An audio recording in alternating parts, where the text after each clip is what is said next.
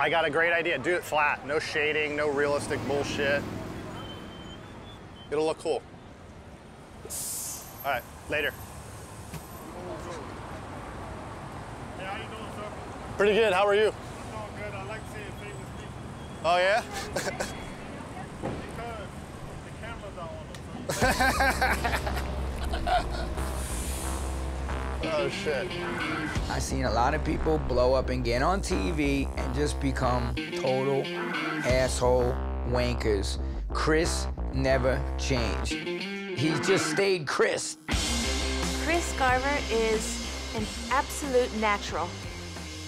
No tattooer on the planet right now could take this 80s, 90s style and evolve with it the way Chris does. Whether it's a skull, whether it's a girl head, snake, dragon, this whole other style is born. Whether it's a painting, a drawing, a tattoo, he's always raising the bar.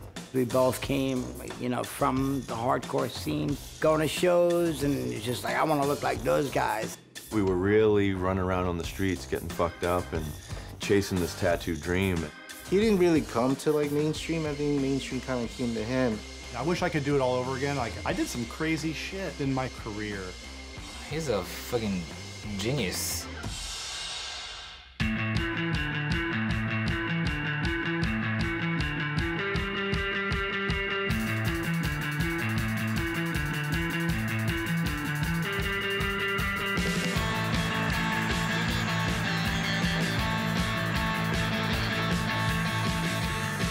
I only have done his back. He saved me the best spot. I've been tattooing for almost 30 years, so I think I have a pretty good handle on what works and what doesn't. You know, I love to do Japanese. I think that's what I'm known for mostly, but I like to do all kinds of stuff.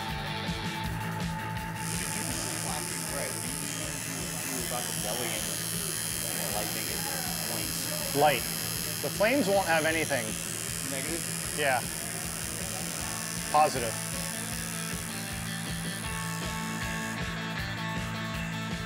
Garver's tattooing has opened my eyes in many ways. All mixture of the very, very delicate and also very tough. I think his whole mystique is how effortlessly it comes out, how nonchalant, it just falls out of his hands, and that's the beauty of him. It's like if he was a martial art, he'd be Tai Chi. He just makes it seem easy. I like the way it looks like you didn't struggle to design it, and it was fun, and you just busted it out. Like, I think that's the look that I like. That ought to do it. It's always refreshing, and it's always inspiring to spend time and watch whatever medium he's working on. Pencil on paper, painting, or working on a bodysuit or something. Nothing but inspiring. You know, when I began, tattooing was rough, you know? Like, a lot of people that you would tattoo, they were dangerous. You know, most people were on the fringe of society. Times have changed, you know? People now ask you if you want a glass of champagne with your snowflake tattoo. Dude, you know what's weird? I've been having, I don't know if it's because I'm having a midlife crisis or not, but I've been having dreams that I have a motorcycle, and I'm like riding it. I'm like, fuck, this is so fun. Can't believe I didn't get one. You know, I was in the punk and hardcore scene in Pittsburgh. So when I moved to New York, it wasn't like anything new to be hanging out with guys that were covered in tattoos and fighting and drinking. Chris was inside of our clique, and we ran the streets down here, the AFs, the Cro-Mags, running shit to a certain degree. Oh, check this one out. Tattoo photos.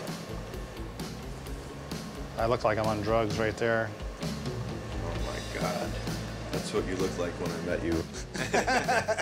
I fit right in, like, immediately. My friend played drums for Agnostic Front, which was one of my favorite bands at the time. So I immediately started tattooing everybody in the hardcore scene. Doing lip tats.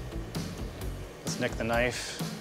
I became a kitchen magician and started tattooing out of my room. I was so into doing them. You know, once I started doing them, I was addicted. This is the tattoo that got me a job at Fun City. That was cutting edge, man. Dude, that was 1989.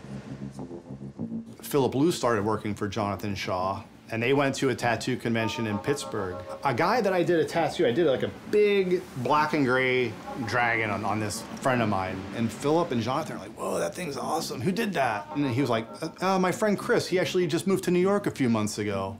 So my friend told me like, yo, Jonathan Shaw wants to offer you a job. I was like, fuck yeah, dude. He's kind of like part carny, gypsy, hustler. And then we went to his shop and he had a guy sitting in the chair that he was drawing on. And I remember he was fucking like drawing on the guy and the guy kept like watching. He's like, fucking don't watch. I was like, this guy's fucking crazy. Like he had a gun strapped underneath his chair. It was kind of some outlaw shit, man, back in the day. Like, it was illegal, and Jonathan was the first one to open up Fun City right on St. Mark's, like, fuck you. But yeah, I remember I met Chris then, and the guy's just so talented. The minute people started seeing his work, dude, it was just like, yo. I didn't have a back piece, but I was like, you're gonna do my back piece. I don't want to show no butt crack, but... Yeah, Chris did my whole back. He started that on me in, what, 93? That's when everything was cool, when it was illegal. At one point, we were tired of like, call us from the payphone on the corner. And then one day, a cop walks in with his uniform on. I'm like, fuck, this is it. I guess we're gonna see what's gonna go down. And he's like, how much for a Jesus head? I was like, all right, like, for you, you know, big 200 deal. bucks.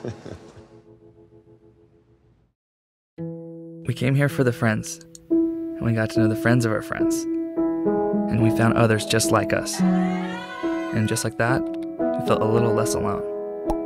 But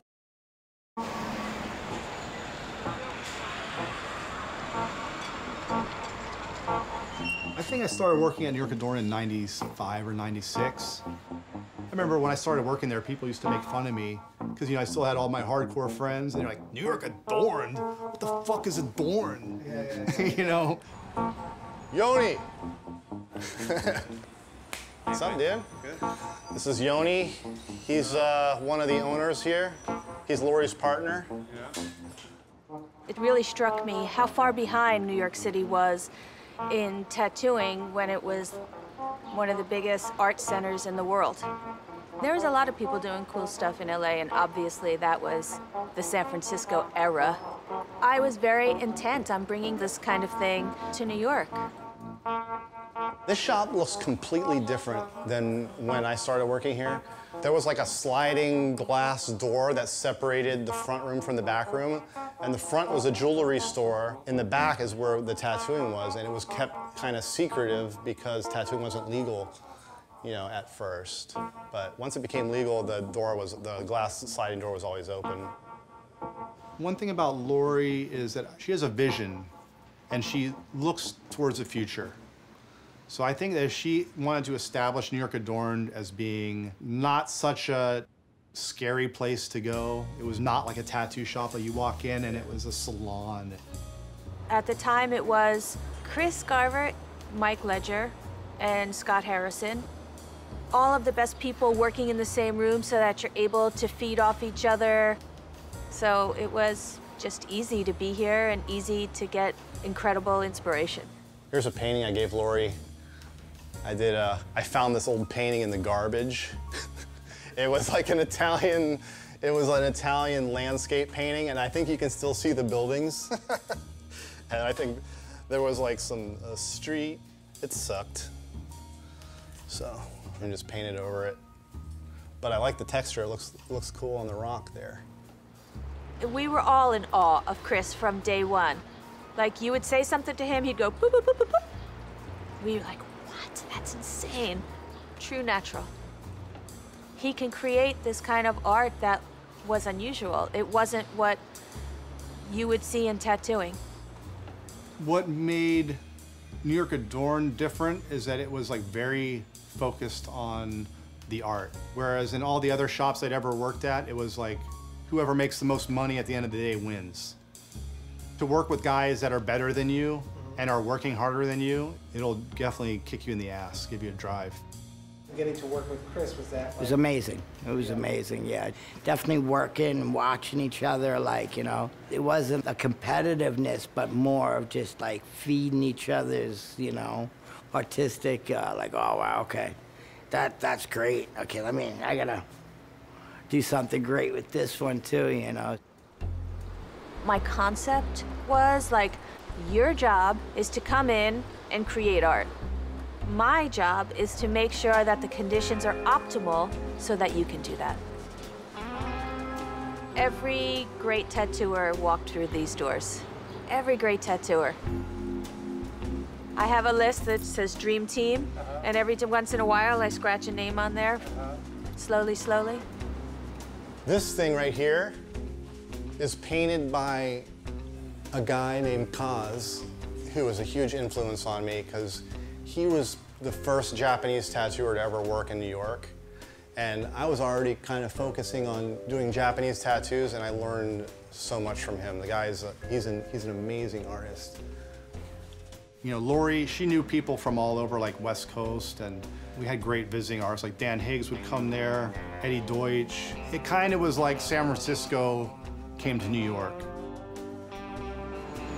I think that this shop was definitely like the best fit for me. I think that's really when I had a lot of breakthroughs. I started learning so much. Just to be able to work with that many different good artists, you really got to step your game up. Chris was a huge influence on me because I saw so much of his work living in New York back in those days. He had such a large body of work on New Yorkers that you couldn't help but to be influenced by it and see it every day. And it was great to look at. Everything he did was beautiful. It was a pretty good time to be young in New York back then. When I hear stories from older people talking about like the 70s and the 60s and 50s, they're like, you missed out, kid. And now I feel like young people, they really missed out. So I guess everybody feels that way.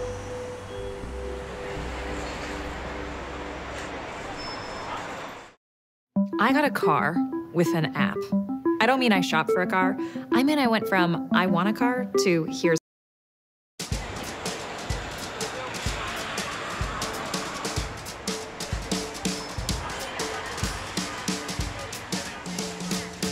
Thank you.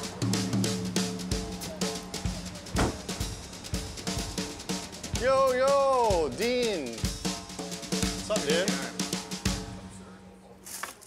This is my station right in front of the window, so you know I'm back in the spotlight. When the call came in to do some TV stuff, I was like, you cannot do it. We can't do this. Everything ready? Yep, I'm ready to go. I didn't fully comprehend like what all this reality TV business was all about. I was like, gosh, you know what? I always kind of felt like when an opportunity comes, you should take it. You're always gonna wonder what it would have been like if you didn't do it. I made good money. I took full advantage of going out and partying. It's like we got the key to the city, you know, and like we'd go to clubs and it was like all VIP this, and it was great. It was a very magical time. But it started to like kind of wear on me. You know, I think I was a pretty highly respected artist in my field, and then I'm in Miami just tattooing like television fans. So after a while, I was just like, I gotta get back to New York. I wanted to go back to New York and kind of like get my life back to normal.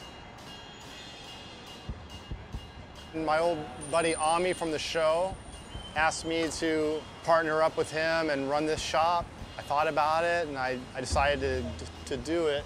And I'm glad I did. You know, this is a beautiful shop. I've had a shop before. It's nice to be the boss.